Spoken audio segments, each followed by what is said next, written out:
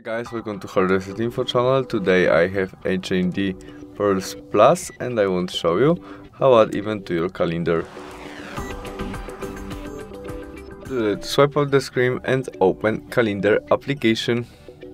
In it we can change view for a month to be easily to add our event by tap there and month.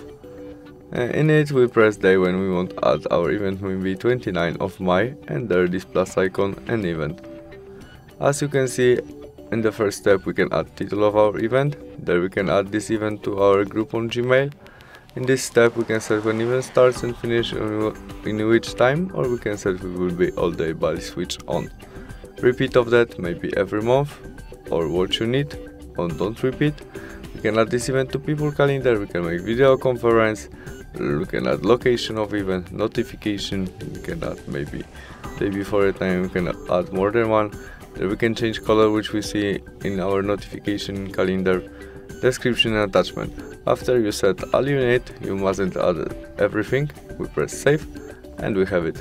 That's all. Thanks for watching. Bye.